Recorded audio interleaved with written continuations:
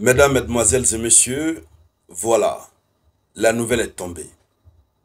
Le président américain Donald Trump a annoncé il y a de cela près d'une heure du temps qu'un accord de cessez-le-feu a été trouvé entre Iran et Israël.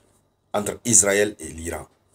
Oui, je vous ai dit et je répète que la puissance respecte la puissance. Le monde retiendra désormais que l'Amérique avait en face, c'est-à-dire l'Amérique unie avec Israël, et tout l'Occident avait en face de l'Iran. Ils ont compris que ce qu'ils font du côté de la Russie et l'Ukraine, ça ne peut pas marcher avec l'Iran. L'Iran a imposé son respect. Mais attention, est-ce que cette annonce-là, c'est encore pour tromper l'Iran? Ou qu'est-ce qui se passe concrètement? Allons-y dans les profondeurs, on va voir le contenu d'abord de l'annonce officielle de Donald Trump. Et ensuite, on reviendra voir dans le décryptage de quoi il s'agit réellement. Puisque nous connaissons la pensée de Donald Trump. Nous connaissons les Israéliens. Et nous connaissons aussi les Iraniens. Alors, allons-y dans les profondeurs, voyons le contenu de sa déclaration. Mais avant de continuer, je vous demande de partager la vidéoconférence au maximum. Donald Trump, le président Donald Trump, annonce un cessez-le-feu total. Un cessez-le-feu total et complet entre l'Iran et Israël. Il dit ceci. Il dit félicitations à tous. Il a été pleinement convenu entre Israël et l'Iran qu'il y aura un cessez-le-feu total et complet dans environ 6 heures à partir de maintenant, lorsque Israël et l'Iran auront terminé leur mission finale en cours. Lorsque Israël et l'Iran auront terminé leur mission finale en cours. La mission finale, il s'agit de quoi? Les 2 frappes qu'ils avaient annoncées. On va voir. Donc, pour une durée de 12 heures, au terme desquelles la guerre sera considérée comme terminée. Donc, ils vont faire un cessez-le-feu de 12 heures. À la fin des 12 heures, la guerre sera considérée comme terminée. Je crois que c'est ce que ça veut dire. Oui. C'est ça. Donc, il dit ceci. Officiellement, l'Iran entamera le cessez-le-feu. Puis, à la 12e heure, Israël entamera à son tour le cessez-le-feu. Et à la 24e heure, la fin officielle de la guerre de 12 jours sera saluée par le monde entier. Donc ce sont les étapes, les différentes étapes du cessez-le-feu. Ça veut dire que c'est l'Iran qui va... Donc ils ont d'abord des missions finales en cours. À partir de maintenant jusqu'à 6 heures, ils ont des missions finales. Donc ils vont passer la nuit à se frapper. C'est ce que, selon ma compréhension. Donc, il dit, à partir de dans environ 6 heures, à partir de maintenant, pour une durée de 12 heures. Donc, le cessez-le-feu, ce sera pour 12 heures de temps. Après les 12 heures, l'Iran entamera son cessez-le-feu.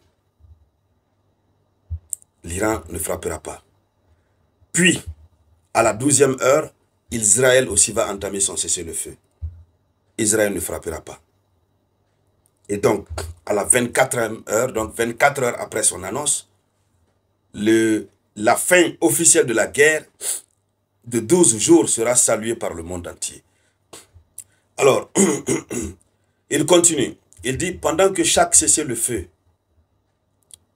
l'autre partie restera pacifique et respectueuse. En supposant que tout se déroule comme prévu, ce qui sera le cas, je tiens à féliciter les 2 pays, Israël et l'Iran, pour avoir eu l'endurance, le courage et l'intelligence de mettre fin à ce qui devrait être appelé la guerre de 12 jours. Donc, c'est ça sa volonté, que la guerre là soit appelée la guerre de 12 jours, la guerre qui a pris fin. Et il dit c'est une guerre qui aurait pu durer des années et détruire tout le Moyen-Orient. Mais cela n'a pas été le cas et cela n'arrivera jamais. Que Dieu bénisse Israël, que Dieu bénisse l'Iran, que Dieu bénisse le Moyen-Orient, que Dieu bénisse les États-Unis d'Amérique et que Dieu bénisse le monde. Donald J. Trump, président des États-Unis d'Amérique. Voici le contenu de sa déclaration. Alors, le monde se pose des questions. Hein? Donc, ils étaient en négociation, en cachette. Gros point d'interrogation. Ça ressemble beaucoup plus à ça. Mais pendant qu'ils sont dans les négociations, ils n'ont annoncé à personne. Ou bien, qu'est-ce qui se passe?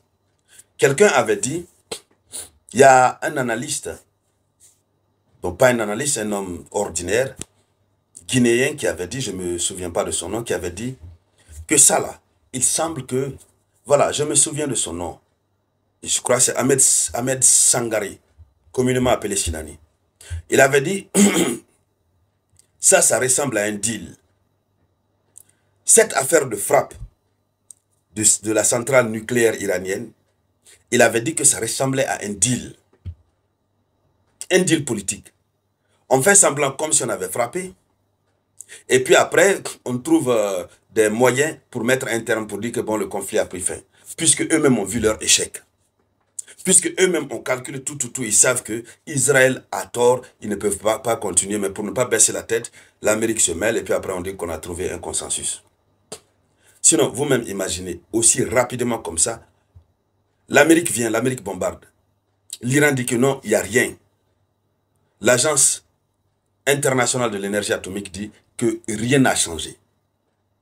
Le lendemain, ou le surlendemain, l'Iran va bombarder la base militaire la plus grande au Moyen-Orient. L'Amérique annonce qu'il n'y a rien ne s'est passé. Et l'Amérique même remercie l'Iran. Il n'y a pas eu de dégâts. Personne n'est mort. Et le Khamenei même est sorti pour dire, nous n'avons touché à personne. Mais si quelqu'un nous touche, on va toucher la personne. Et puis finalement, subitement, quelqu'un, on nous dit, c'est terminé, ils ont trouvé un accord. Ça dit beaucoup de choses, hein. Est-ce que ce monsieur, Sinani, n'avait pas dit la vérité? Est-ce que ce n'était pas un deal? Gros point d'interrogation. L'autre question qu'on se pose, c'est est-ce que nous ne sommes pas en face d'une autre manœuvre pour tromper l'Iran? Est-ce qu'ils ne sont pas en train de tromper l'Iran?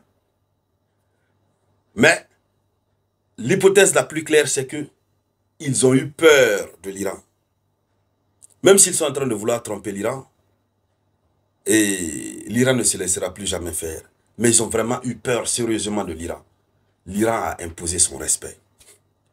Alors, mesdames, mesdemoiselles et messieurs, c'était ça la une. On va continuer de suivre cette actualité.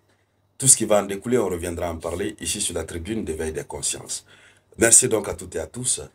C'était La Voix.